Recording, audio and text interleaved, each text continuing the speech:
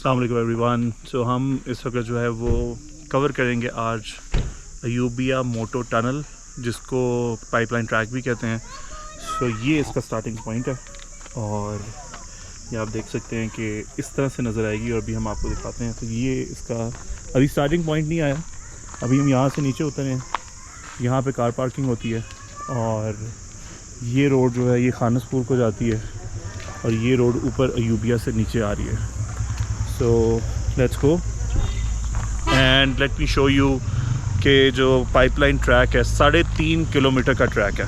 3.5 kilometre के बाद आप निकलते हैं डूंगा गली में और डूंगा गली में फिर काफ़ी सारे स्पॉट्स हैं, जैसे ग्लोरिया जीन्स है, मेरी पिछली वीडियो में आपने देखा होगा। स्वीट टूथ है और भी रेस्टोरेंट्स और होटल्स हैं, तो वो भी हम जो है ना वो भी हम आपको दिखाएंगे। So let's go. थोड़ा सा डिफ़िकल्ट ट्रैक है इन टर्म्स ऑफ कि आपको रास्ते में कोई स्नैक की या कोई ट्रक शॉप नहीं मिलेगी, तो हमने सिर्फ जो है वो एक वाटर बॉटल रखी, क्योंकि एक दफ़ा ट्रैक पहले भी किया था तो उससे अंदाज़ा है कि हमें जो है ना वो एक वाटर बॉटल ज़रूर साथ रखनी चाहिए। सो ये इसकी फ़ी है 20 रुपीज़ फॉर एडल्ट। फॉरनर्स तो हम हैं नहीं, तो हम जो है वो 2 एडल्ट के पैसे पे करेंगे। नहीं सर, नहीं ना लीजिएगा, टिकट दे दें। ये इसको पकड़ना है यहाँ पे, बल्कि ऑलराइट जी, हम टनल के अंदर जाने लगे हैं। टिकट हमने पे कर दी है। इसके ऊपर बैज लगा हुआ है 1891 का। 1891 में ये टनल बनी थी और इस टनल को ऑफ कोर्स अंग्रेज़ों ने बनाया था, क्योंकि पाकिस्तानी आपको पता है ऐसे काम नहीं करते, इज्तनाब करते इस तरह कामों से। वैसे पाकिस्तान वैसे था भी नहीं तब, लेकिन ये दरियाफ्त कैसे हुई? सो हुआ इस तरह से कि यहाँ पर लोग जो है वो अपना कूड़ा डंप करते थे। जितने होटल्स और रेस्टोरेंट्स यहाँ पे हैं, तो ये एक डंपिंग साइट थी। तो हुआ ये कि पिछली गवर्नमेंट ने जो KPK की थी, उन्होंने सोचा कि हम ये जो कूड़ा डंप होता है यहाँ पे, इसको हम यहाँ से साफ़ करते हैं। और साफ़ करने के दौरान उनको ये टनल का फेस नज़र आया। जब उन्होंने देखा कि यहाँ पे तो कुछ कंस्ट्रक्ट हुआ है, तो उन्होंने इसको साफ़ किया। तो साफ़ करने के बाद उन्हें पता चला कि ये तो पीछे एक ट्रैक बना हुआ पूरा। फिर उन्होंने उस ट्रैक को रीस्टोर किया और ओपन कर दिया टूरिस्ट के लिए, और उसको थोड़ी सी मरम्मत की, ये लाइट्स वगैरह लगाई सारी। तो उसके बाद आपको नज़र आती है फिर ये पाइपलाइन ट्रैक और अयूबिया मोटो टनल इसे कहते हैं। सो यहाँ से ये लिखा हुआ है अयूबिया नेशनल पार्क के बारे में, पाइपलाइन ट्रैक के बारे में और मोटो टनल के बारे में। ठीक है, चलो जी, लेट्स गो। हम अब पाइपलाइन ट्रैक की तरफ जा रहे हैं। वैसे अभी तो हमें ये एक टच शॉप नज़र आई है, लेकिन लास्ट टाइम जब हम आए थे तो यहाँ पे टच शॉप नहीं थी। और अच्छा ये बताएं कि ये जो मोटो टनल इसे कहते हैं, यहाँ पे मोटरसाइकिल्स भी जा सकती हैं? सिर्फ पुलिस वाले लेके जाते हैं? अच्छा, सो आप देखेंगे कि आपके राइट पे और आपके लेफ़्ट पे इट्स अ कंप्लीट फुल जंगल। सो मैं जब पहली दफ़ा यहाँ पे आया था तो मैं सोच रहा था कि यहाँ पे कोई वाइल्ड एनिमल जो है वो अटैक भी कर सकता है। और बड़ा ये एक नेचुरल सा फिनोमेना है कि आप किसी ऐसे जंगल के मिडल में रह रहे हैं या आ जा रहे हैं तो आपके ऊपर कोई अटैक हो जाए। सो मैंने एक चीज़ जो नोटिस की है नॉर्दर्न एरियाज़ में घूमते फिरते हुए, जहाँ पे भी लोग आना जाना शुरू कर देते हैं या वहाँ पे वो ट्रैवल करना शुरू कर देते हैं, वहाँ पे वो वॉक करते हैं या रहते हैं, वहाँ पर बहुत ही कम चांस होता है कि कोई वाइल्ड एनिमल आए। मैं आपको एक एग्ज़ाम्पल देता हूँ। अभी हम अयूबिया अयूबिया में जब हम आए और अपने होटल में चेक इन किया, उस दिन फ्राइडे मॉर्निंग थी और कोई भी टूरिस्ट हमारे अलावा शायद वहाँ पे नहीं था। तो वहाँ पे तकरीबन कोई 50-60 मंकीज़ थे जिन्होंने होटल के किचन के ऊपर अटैक किया हुआ था। वो कुछ खाने के लिए ढूंढ रहे थे। और उसके बाद आज दूसरा दिन है जब से हम आए हुए हैं, तो कोई भी नहीं है वहाँ पे। सो वो चले गए क्योंकि उनको पता है कि टूरिस्ट आ गए हैं। वैसे भी वो हार्मलेस होते हैं।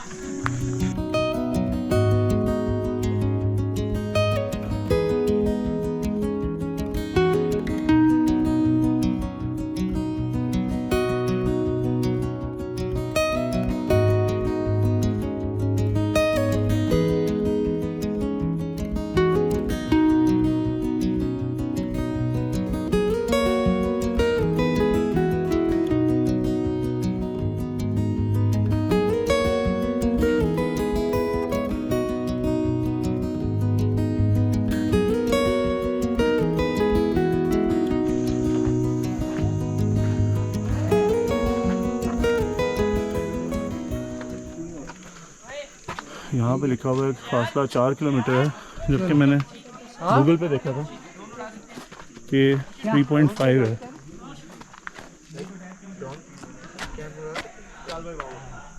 इजाजत है?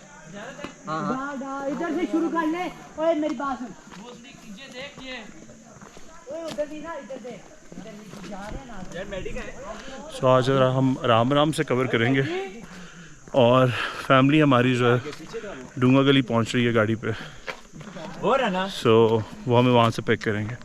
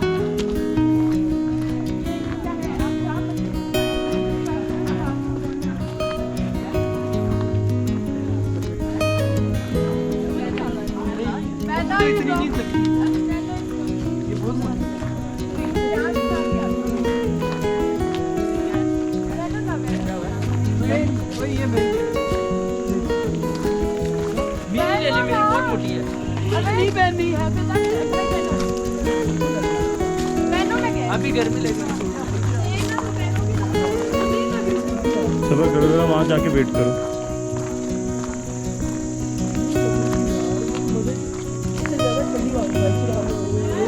भाई हीरो नहीं 10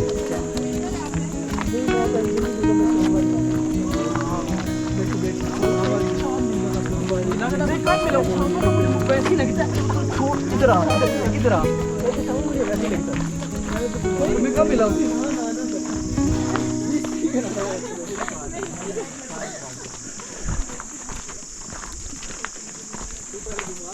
इधर आपको जगह जगह जो है वो इस तरह के स्पॉट्स मिलेंगे थोड़ा सा रिलैक्स करने के लिए। सो अभी हम थोड़ी देर में फिर स्टार्ट करते हैं। हमने बेसिकली यहाँ पे थोड़ी देर स्टे किया था ताकि थोड़ा सा क्राउड आगे चला जाए, क्योंकि काफ़ी सारी वो बातें कर रहे थे आपस में, वो वीडियो में रिकॉर्ड हो रही थी। तो हमने सोचा कि हम जो है ना वो थोड़ा सा अकेले ट्रैक करते हैं। जैसे ही हम पहुँचेंगे डूंगा गली तो उसके साथ ही मुश्कपुरी का ट्रैक है, वो 4 किलोमीटर की हाइक है। सो 4 किलोमीटर की हाइक का मतलब है कि आप उसको मल्टीप्लाई करें एटलीस्ट 5 के साथ, तो 20 किलोमीटर तो आपको लगेगा इस तरह कि जैसे 20 किलोमीटर्स की हाइक है।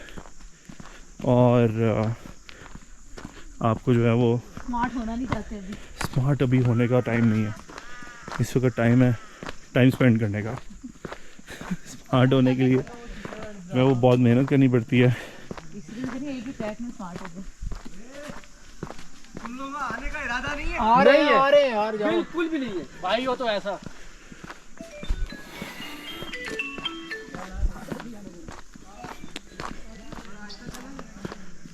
अब आपको यहाँ पे जो है वो सेफ्टी के लिए नज़र आएंगी ये यूजुअली ये इलेक्ट्रिक वायर्स होती हैं, इसको इन्होंने यहाँ पे बांध दी है और सेफ्टी के लिए, विच इज़ वेरी गुड। क्योंकि यहाँ से अगर आप नीचे देखें तो बिल्कुल स्टीप लो है, स्ट्रेट यहाँ से नीचे बंदा गिर जाए तो चला जाएगा।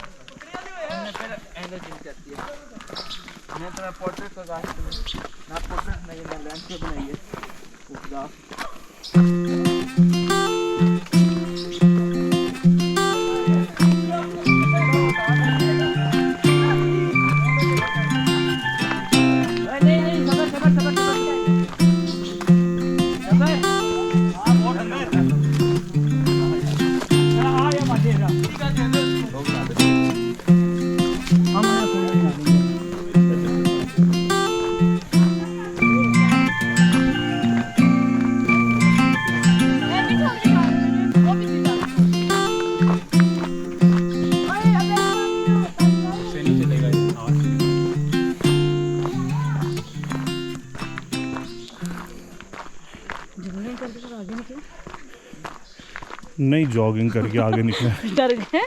क्यों? इसमें क्या है? नहीं आगे निकले। मुझे याद है मैंने, बुरा हाल हो रहा है अभी से। मेरा बुरा हाल हो रहा है। हाँ? वो माइक मेरे पास है कैमरे का, मैं पकड़ लेती हूँ, भागे। इसलिए ऐसे लग रहा है आपको। ऐसा लग नहीं रहा, ऐसे हो रहा है।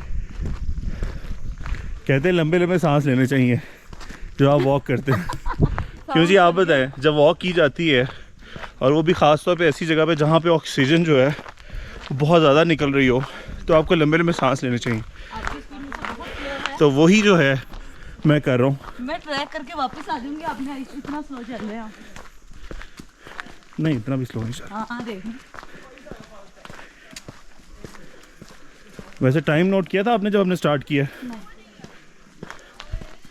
मेरा ख्याल है हमें 5 मिनट हुए होंगे। पिक्चर लिए हाँ, सो 11:25 पे हमने स्टार्ट किया। इंटेलिजेंस हम लोगों के पास है। ओ किधर है? क्या हुआ? आयशा इफत लोगों के पास है। तुम्हारा उठा के दे रही हूँ, अपना रखा ही हूँ। कितनी देर आप लोग यहाँ तक पहुँचे?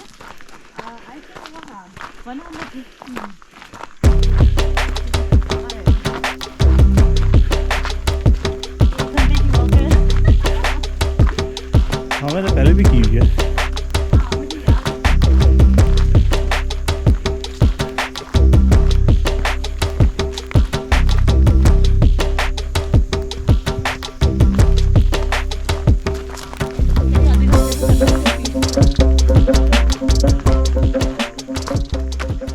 ये आर्मी इंसिग्नियाज हैं जो कि जब ये पाइपलाइन ट्रैक बना था तो यहाँ पे काव किए गए थे।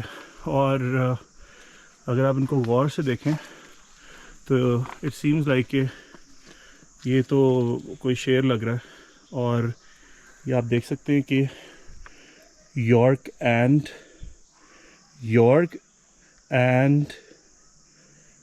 एंकैस समथिंग लाइक दैट। और ऊपर लिखा हुआ है ढाका, मुझे नज़र आ गया लिखा हुआ।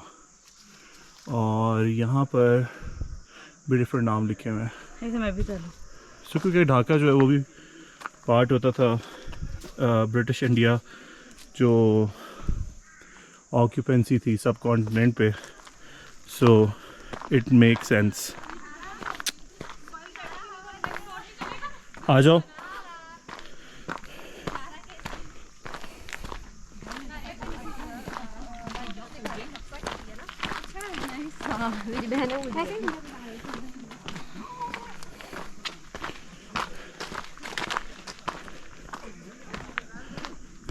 यहाँ पे काफ़ी सारे वन डे टूर्स फीमेल्स के, मेल्स के, मिक्स ग्रुप के, फैमिलीज़ के आते हैं मशहूरी ट्रैक करने के लिए इस्लामाबाद से, सिमिलरली पाइपलाइन ट्रैक करने के लिए। तो इसलिए आप काफ़ी सारे ग्रुप्स को देखेंगे यहाँ पे।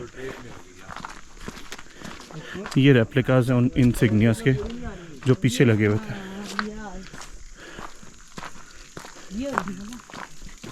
हाँ जी, ये वाटरलू लिखा।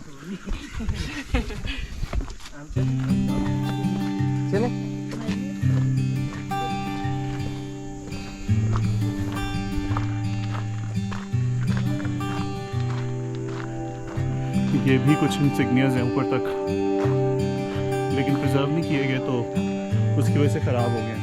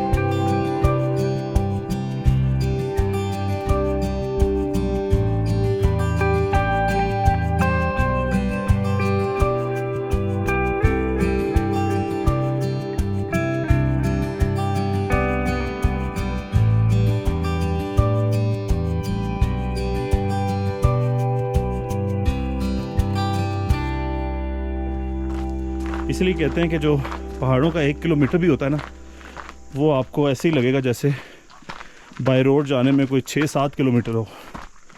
प्लस ये कि आप उसको स्पीड से कवर नहीं कर सकते कि आप गाड़ी तेज़ चला लें और आप कवर कर लें।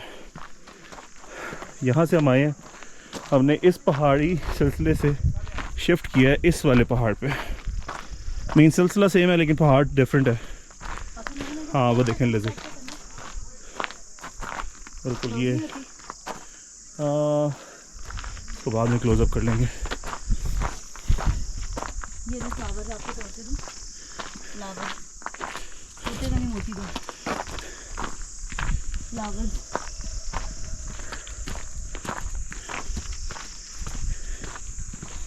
मैंने आपको हमेशा तोड़ के दिया, आपने तो बंद थी इस तरह काम कर लीजिए।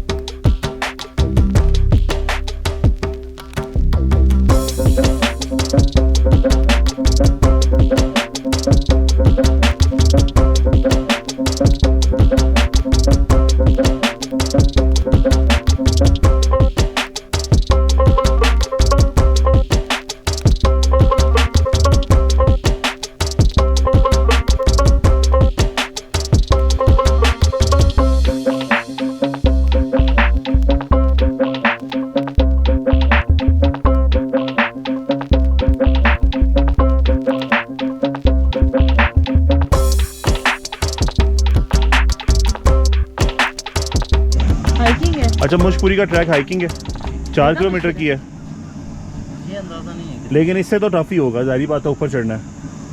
और ऊपर कैसा माहौल है? ऊपर बस ठीक ही है। ठंड होती है ज़्यादा या नॉर्मल है? नहीं नॉर्मल ही है। अच्छा। सबसे पहले उधर ही निकलती है। धूप उधर ही आती है और बड़ी तेज़ आती है बड़ी तेज़ आती होगी चलो जी स्टार्ट करते हैं। चलो जी, इन्होंने बता दिया पाइपलाइन ट्रैक डिस्टेंस 3 किलोमीटर रह गया है। 1 किलोमीटर देखें आपने, आपके भाई ने कितनी तेज़ी से क्रॉस किया है कि किसी को पता नहीं लग सका कि स्पीड हमने क्रॉस किया है। सो हम आपको जो है ना अभी 3 किलोमीटर भी चल के दिखाते हैं मज़ीद।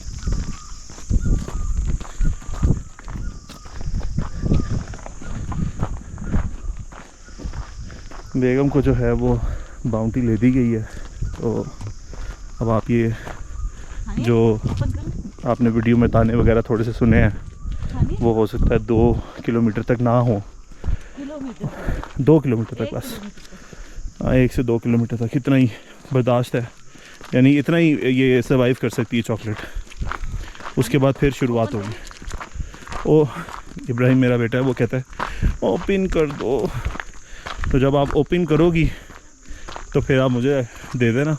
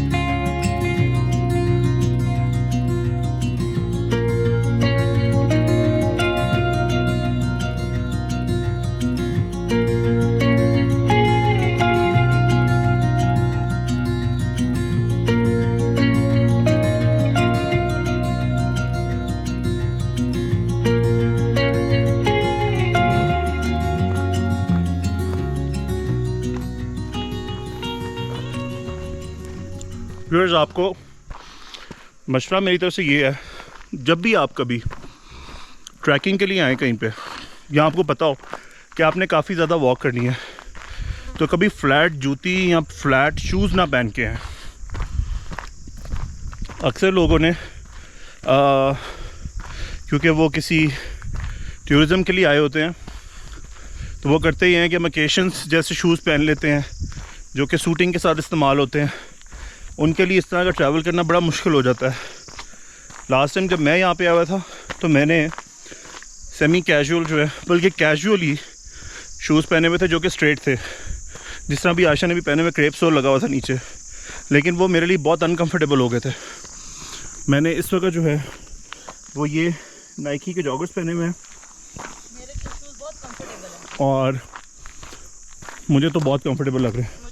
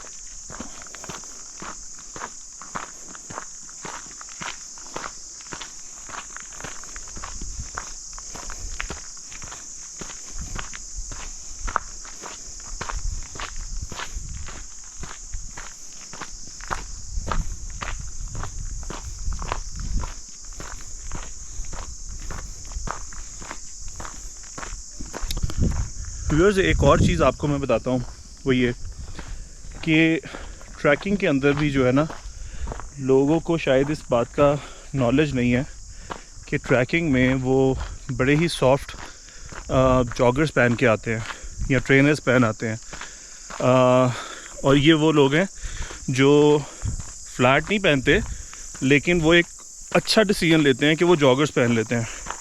लेकिन आपको शायद अंदाज़ा होगा जब आप ट्रैकिंग करेंगे तो आपको पता चलेगा कि ट्रैकिंग के शूज़ बिल्कुल डिफरेंट होते हैं, और उनका हार्ड होना इसलिए ज़रूरी होता है कि जब आप पहाड़ पे चढ़ रहे होते हैं तो सॉफ्ट जो जॉगर्स होते हैं उनकी ग्रिप वैसी नहीं रहती। आपका पाँव लेफ़्ट राइट मुड़ सकता है, आपको कोई शार्प जो पत्थर है वो चुभ सकता है। जॉगर्स के साथ हमेशा ये होता है। सो ट्रैकिंग के शूज़ हमेशा से अलग से होते हैं। अगर अभी कभी आप कैट एक ब्रांड है या टिम्बरलैंड है, वहाँ से आप देखेंगे तो आपको पता चल जाएगा कि ट्रैकिंग का एक स्पेसिफ़िक होता है, और वो अगर आप इस्तेमाल करेंगे तो आपकी ट्रैकिंग जो है ना वो बेहतर होगी। वो एंकल से ऊपर तक जाते हैं शूज़, जिससे आपकी एंकल नहीं मुड़ती, क्योंकि ट्रैकिंग में मेरे एक्सपीरियंस के मुताबिक ऊपर चढ़ना इतना मुश्किल नहीं है जितना नीचे उतरना मुश्किल है। हमेशा आपका पाँव नीचे उतरते हुए मुड़ेगा, और जहाँ पे आपको ज़्यादा गैप मिलेगा, मीन्स आपका स्टेप ज़्यादा गहरा होगा, वहीं पे आपको ये प्रॉब्लम आएगी। और जो नॉर्दर्न एरियाज़ होते हैं वहाँ पे आपको नहीं पता होता है, कोई पत्थर स्लिपरी होता है, उस पर कोई वाटर डिप हो रहा होता है कहीं से, तो यू नेवर नो। आपका जॉगर जो होता है उसकी ग्रिप इस तरह की होती नहीं है, बनी नहीं होती इसके लिए कि वो होल्ड कर सके आपकी बॉडी वेट को। सो either you would fall on your face और ऑन योर हिप्स, तो आपकी कॉक्सिक्स बोन है वो भी फ्रैक्चर हो सकती है आपके अपने बॉडी वेट की वजह से ही। तो इस बात का भी आपने जो है ना वो ख़ास ख्याल रखना है।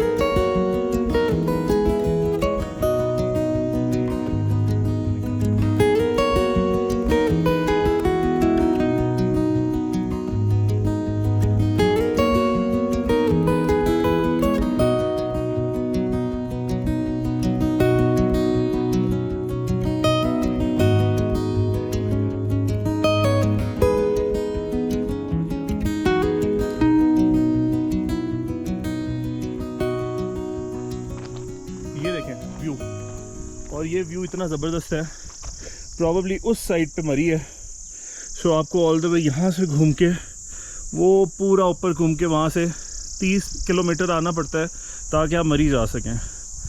और जो लोग मरी जाते हैं, I don't despise Murree, but I tell you one thing, वहाँ पे जाके मुझे ऐसा लगता है चाहिए, बता दे। और ये नहीं करना चाहिए प्लीज़, ये बहुत ही अनएथिकल है और ये यहाँ की खूबसूरती को ख़राब करता है। अभी आप लोग ये सोच रहे होंगे कि मैं ये उठा के अपने साथ ले जाता और फेंक देता, मैंने ऐसा नहीं किया, क्योंकि ट्रैकिंग के दौरान, हाइकिंग के दौरान छोटा सा भी जो वेट होता है ना, या आपकी अगर आप ऑक्यूपाइड, आपने खाली बैग ही उठाया हुआ है हाथ में, तो वो जो वेट होता है वो आपको बहुत ज़्यादा डिस्टर्ब करता है। मेरा एक एक्सपीरियंस है, वैसे वो आगे रेस्टिंग स्पॉट, इन्होंने एक पानी की बोतल तक नहीं पकड़ी। मैंने कुछ नहीं पकड़ा। मैं बहुत लाइट ट्रैवल कर रहा हूँ। इसलिए कि दूसरे लोग हैं ना आपके साथ। दूसरे लोगों को भी तो कोई काम देना चाहिए ना भाई, वरना वो बोर हो जाते हैं। तो मैं आपको एक एक्सपीरियंस बता रहा था अपना सजेशन कह रहे हैं और किसी को भी नहीं कह रहे कि मैंने आप इनकी बात ना सुने क्योंकि मैंने तो मैंने जो अपनी लाइफ की सबसे डिफ़िकल्ट ट्रैकिंग की है वो एडम्स पीक श्रीलंका में है, वहाँ की है, जो कि तकरीबन 6 घंटे की हाइक थी, जहाँ पे वो कहते हैं कि हज़रत आदम का फुट है। क्रिश्चियंस भी यही कंसिडर करते हैं, हिंदूज़ कंसिडर करते हैं कि वो शिव का है, बुद्धिस्ट कंसिडर करते हैं कि वो बुद्धा का है। तो वहाँ पे जब मैं जा रहा था तो मेरे हाथ में एक बैग था। तो फाइनली वो किसका पुश करता वो सब का ही मतलब जो समझता है उसी का है। सारे इकट्ठे जमा हो गए, आदम भी बुद्धा भी। यार एक मिनट, चलो चलें। अच्छा, सो मैं आपको ये बता रहा था कि मैंने वो जो हाइक की थी एडम्स पीक की, वो क्यों डिफ़िकल्ट थी। सो मेरी वो पहली इतनी लंबी हाइक थी, इतना टाइम कंज्यूमिंग थी। और वैसे मैं आपकी बात का जवाब दूं, बुद्धा का फुट वो हो नहीं सकता, क्योंकि बुद्धा की डेट ऑफ बर्थ जो है वो बहुत बाद की है। इवन जो हिंदूज़ कंसिडर करते हैं कि शिव की उनका फुट है, तो वो भी जिनको लॉर्ड शिव कहते हैं उनका भी नहीं हो सकता। लेकिन then there is another theory Buddhist की भी और हिंदूज़ की भी कि वो बुद्धा और लॉर्ड शिव की कोई री इनकारनेशन थी जिसका है। तो अगर हम उसको कंसिडर ना करें और goes back to the Portuguese ने जब वहाँ पर वो ऑक्यूपाई किया था श्रीलंका को, तो उन्होंने उसको ये एडम्स पीक का नाम दिया था। उससे पहले अच्छा ये बताओ आयशा, वो जो मुस्लिम एक ट्रैवलर थे जिन्होंने पूरी दुनिया का सर्कमफेरेंस जो था वो फाइंड आउट किया था, डिस्टेंस फाइंड आउट किया था पैदल चल के, उनका नाम क्या था? पता नहीं, इब्ने सीना नहीं था, नहीं वो तो मैथमेटिशियन थे आई थिंक। उनका नाम अल-बिरूनी आई थिंक। उन्होंने बेसिकली ये डिस्कवर किया था ये फुट को, और उन्होंने पहली दफ़ा कहा था कि ये हज़रत आदम का फुट है। वो काफ़ी बड़ा फुट है, उसको उन्होंने कवर किया हुआ है शीशे से, ताकि कोई जो है ना उसको उतार के ही ना ले जाए। वैसे तो वो पत्थर के ऊपर है, पहाड़ के ऊपर है, इनक्रेव्ड है। अच्छा, मैं आपको बता ये रहा था कि when I started my journey to hike Adams Peak, so उसमें हुआ ये था कि I was carrying a camera and bag, और उसमें मैंने पानी की बोतल रखी हुई थी, और रास्ते में से मैंने कुछ बनानास लिए थे। आप बिलीव करें 2 से 3 घंटे बाद, मेरी एज भी कम थी, मैं फिट भी था, मुझे ऐसे दिल कर रहा था कि मैं ये सब कुछ फेंक दूं, क्योंकि इतना वेट लगता है आपको वो 3 से 4 किलो का। सबसे पहले मैंने पानी की बोतल फेंकी, केले किसी को दिए, मेरे हाथ में सिर्फ एक कैमरा था DSLR जो मैं कैरी कर रहा था, दैट्स इट। और मेरी जो है ना वो हालत बुरी हो गई। और लिटिल डिड आई न्यू कि ये तो चढ़ना है, ये तो इतना मुश्किल नहीं है, उतरना ज़्यादा मुश्किल है। वहाँ पे इतने पत्थरों के स्टेप्स बने हुए थे, जिससे जब आप उतरते थे तो आपको ऐसे लगता था जैसे आपके नीज़ के लिगामेंट्स जो है ना वो ख़त्म हो गए हैं, और आपकी नीज़ की बोन्स आपस में फ्रिक्शन पैदा कर रही हैं। आपकी इसी तरह एंकल के ऊपर भी इसी तरह ज़ोर पड़ता है। वो एक रिलीजियस साइट है, तो वहाँ पे बुद्धिस्ट और जो हिंदूज़ हैं और जो लोग आते हैं वो क्या करते हैं, 2-2 3-3 दिन लेते हैं चढ़ने में। तो वहाँ पे कुछ कैंप्स लगे हुए, ऐसे होटल्स नहीं हैं, कमर्शियल इतना ज़्यादा नहीं हो, होटल्स नीचे बेस के ऊपर ही हैं। और ऊपर से वो हाइक सीधी भी नहीं है, सही कई जगहों से वो सीधी है ऊपर जाती है, बिल्कुल ऊपर टॉप पे पहुँच के, लेकिन अदरवाइज़ वो आपको यूँ पहाड़ के इर्द गिर्द घुमाते हैं, जिगजैग करके ऊपर लेके जाते हैं, and then for few metres वो एक स्ट्रेट हाइट है। तो इसलिए मैंने आपको ये एक्सपीरियंस बताया कि हाइकिंग के दौरान ख़ास तौर पे आपने ये ख्याल रखना है कि आपने जो है ना लाइट ट्रैवल करना है, आपने प्रॉपर इक्विप्ड होकर ट्रैवल करना है। मुझे अभी एक बात याद आई है, मैंने 2 शर्ट्स, क्योंकि रात को ठंड थी, जब मैंने रात के 11 बजे ट्रैवल करना शुरू किया था, सुबह 5 बजे मैं उधर पहुंचा था, और मैंने एक जैकेट और 2 शर्ट्स पहनी हुई थी। तो मैंने एक जैकेट और जो शर्ट उतारी थी, क्योंकि ऊपर चढ़ते हुए बहुत ज़्यादा स्वेटिंग हुई, बहुत हीट फील हो रही थी, वो कैरी करना मुश्किल हो गया था मेरे लिए। तो और ये मेरे साथ ही नहीं है, आप कभी भी किसी भी ट्रैवलर से बात करेंगे जिसने स्ट्रेट रोड पे भी ट्रैवल करना है, वो भी आपको यही कहेगा कि कम से कम ट्रैवल करें। इवन एक च्युइंगम जो होती है जिसका वेट शायद 2 ग्राम होगा, उसको भी एक्स्ट्रा कैरी करने की ज़रूरत नहीं है। एक और रेस्टिंग एरिया आ रहा है। पिछले वाले रेस्टिंग एरिया पे मैं इसलिए नहीं रुका क्योंकि वो ऑलरेडी ऑक्यूपाइड थे, लोग बैठे हुए थे। अब मैं यहाँ से कैमरा का जो मुंह है वो शिफ्ट करता हूँ और आपको फिर फ्रंट साइड दिखाता हूँ। हाँ बिल्कुल। अभी देखिए कैमरे भी अच्छी है।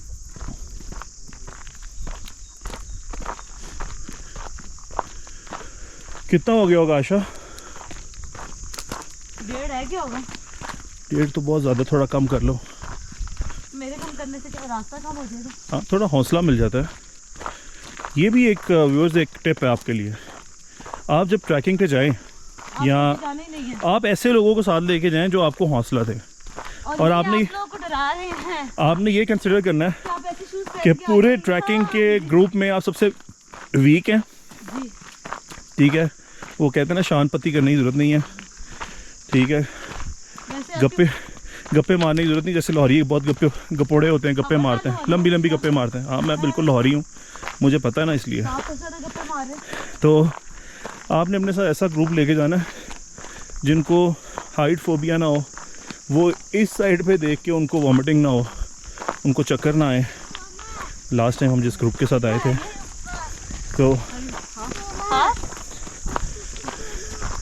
इससे जाहिर होता है इनको बिल्कुल आइडिया नहीं है और इनको लग पता जाएगा जब ये उधर जाएंगे।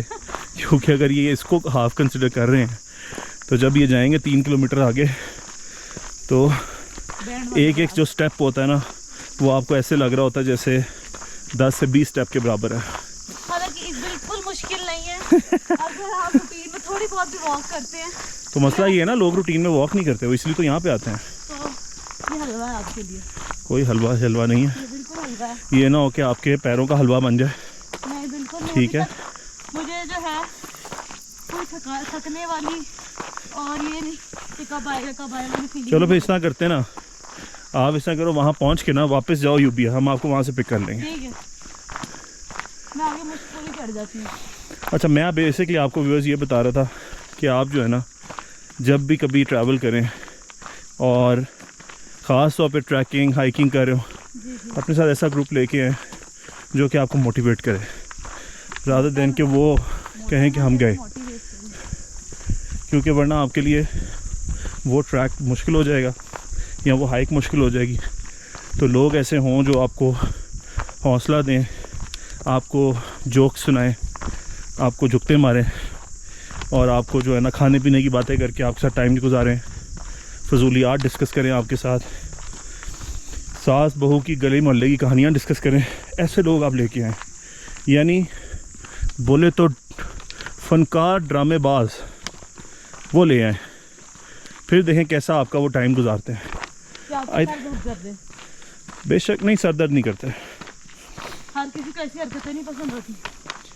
नहीं, ट्रैकिंग में ट्रैवलिंग में इस तरह के लोगों की बहुत ज़रूरत होती है, वरना बहुत बोरिंग हो जाता है ट्रैवल आपका।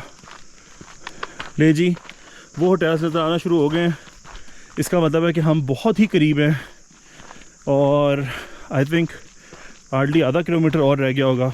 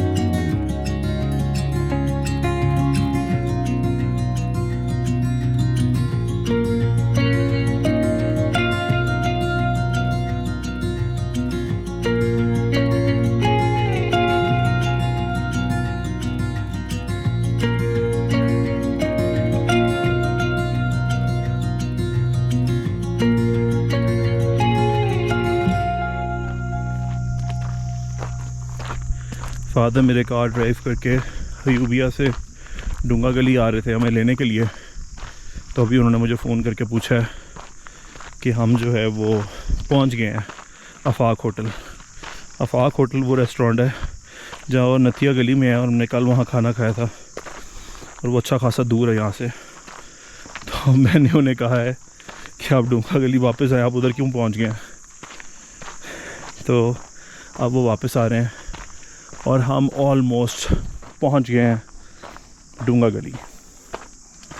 ये जो गलियात हैं व्यूअर्स, ये बिल्कुल नाम से जाहिर है कि ये गलियाँ ही हैं, ये कोई इतनी बड़ी वेल इस्टेब्लिश नहीं है।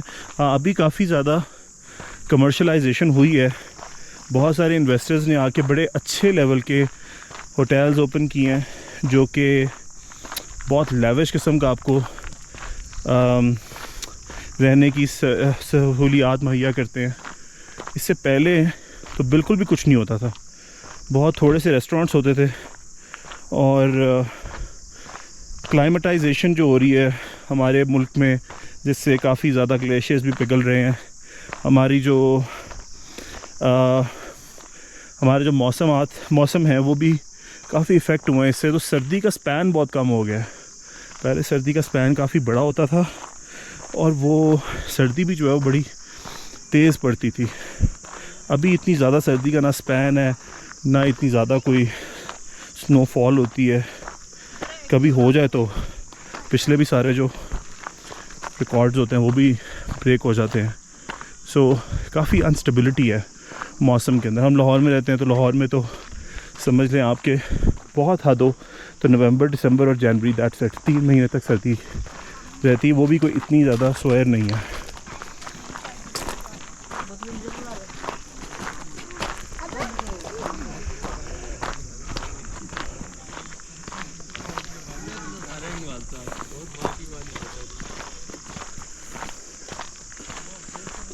तो ये सामने डूंगा गली है, यहाँ पे काफ़ी अच्छे प्लेसेस बनी हुई हैं, लोगों ने अपने प्राइवेट प्रॉपर्टीज़ बनाई हुई हैं, होटल्स भी हैं। तो अगर आपको दिखाऊं मैं तो काफ़ी खूबसूरत जो है वो सेटिंग्स हैं लोगों ने बनाई हुई हैं। यहाँ पे रहते भी हैं, कमर्शियली रेंट पे भी देते हैं। And here you go, FJ cruiser. ये देखें कितना खूबसूरत एरिया, कितना ब्यूटीफुल हाउस है।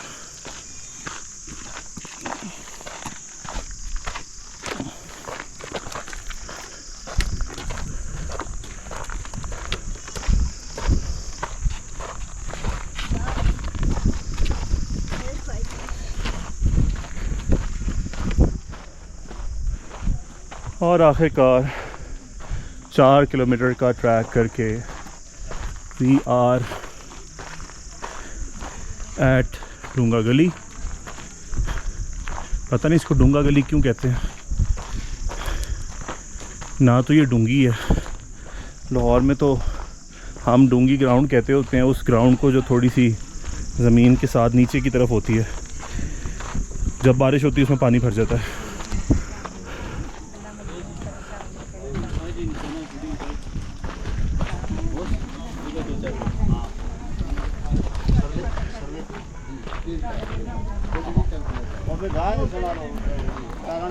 अच्छी और ठंडी हवा चल रही है यहाँ पे, डिस्पाइट कि यहाँ पे काफ़ी तेज़ सूरज है लेकिन उसकी गर्मी नहीं है।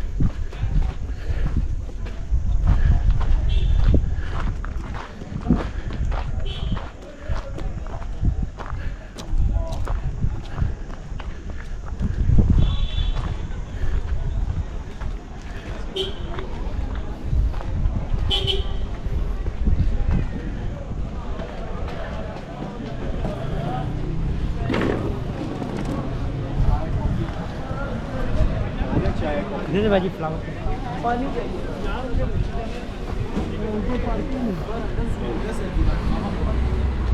हवा कहाँ से यार।